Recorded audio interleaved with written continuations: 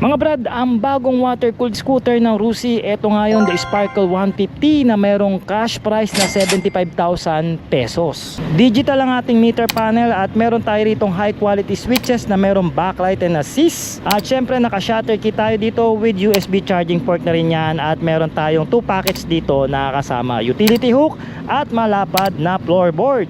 All LED dito sa likod mga brothers, na magmula sa turn lights and also yung kanyang tail lights. 14 inches din ang ating gulong dito mga brothers, na gumagamit na tubeless na goma, and also naka single shock naman ang ating rear suspension dito sa likod, at drum brake naman ang ating preno. Dito sa harap naka LED ang headlight nito na meron daytime running lights, and also LED na rin ang ating turn lights. Naka telescopic fork ang harapan natin dito, and also 14 inches ang kanyang wheel mags. Naka front disc brake naman ang ating preno dito sa harapan. Seat height natin dito mga brothers is around 780 mm, at ang underseat compartment nito kakasya ang isang open face na helmet, at meron tayo ritong tank capacity na 5.5 liters. At syempre sama natin dito ang kanyang solid plastic na grab bar na provision sa top box. Sa makina meron tayo ritong 149cc single cylinder, dalawa yung valve nya, single overhead cam, and of course naka water cooled ang kanyang cooling system dito dahil mataas ang kanyang compression ratio. Kaya nitong dumulo ng 14.1 horsepower at umaarangkada naman ito ng 14 Nm